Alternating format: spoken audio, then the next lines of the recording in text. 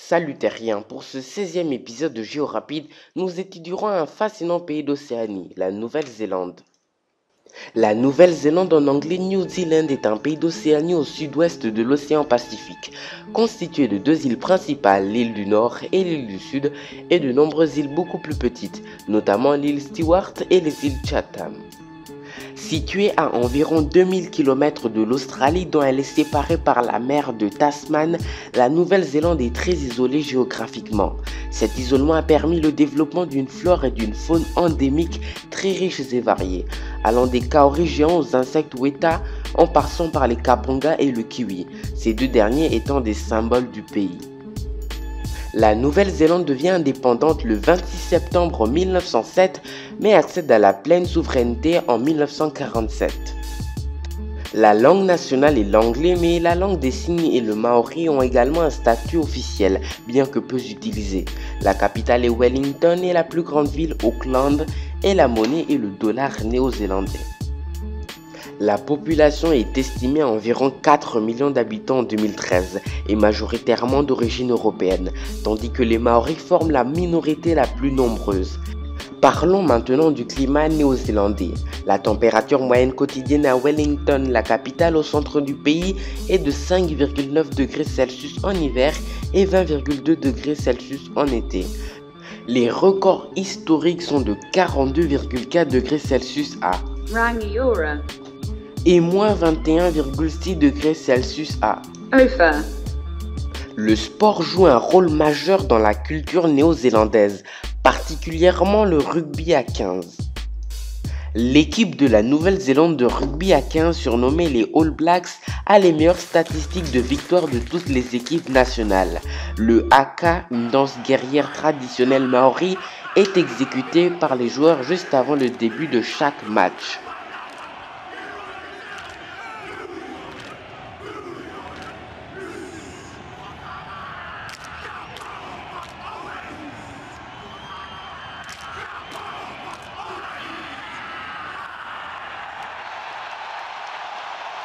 Well, the challenge has been received by the French. Stand by the Rugby World Cup final. Le netball est le principal sport féminin. Alors vite fait, je vais parler de l'administration du pays. Alors la reine du pays est Elisabeth II, mais en réalité c'est le même cas que pour le Canada ou l'Australie. Même si c'est elle la reine, le vrai dirigeant c'est John Key qui est le premier ministre.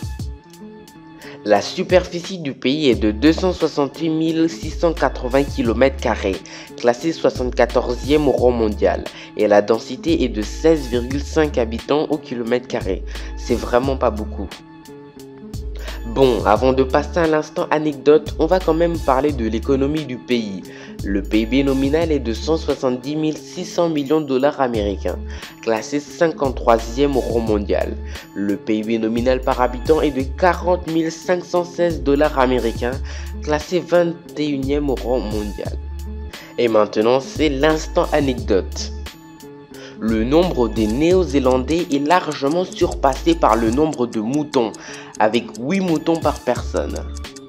Dû à sa localisation géographique, la Nouvelle-Zélande est le pays qui voit le jour en premier au début de chaque nouvelle journée. Aucune capitale dans le monde n'est plus au sud que Wellington, la capitale de la Nouvelle-Zélande.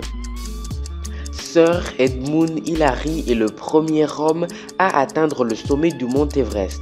Il était néo-zélandais, né à Auckland, et son visage est sur le billet de 5 $. Et tout de suite, je vais vous montrer quelques paysages néo-zélandais. C'est parti.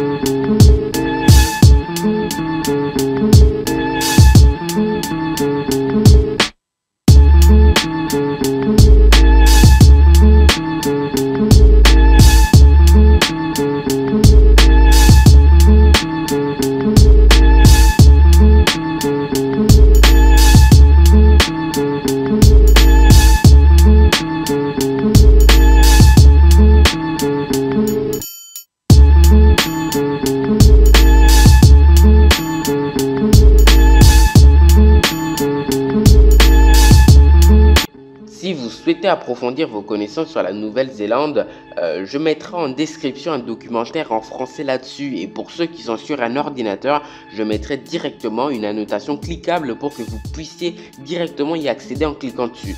Et pour ceux qui aimeraient bien voir d'autres paysages néo-zélandais, je mettrai également en description plus une annotation cliquable sur ordinateur d'un vlog en Nouvelle-Zélande de la youtubeuse Natou que vous connaissez très sans doute.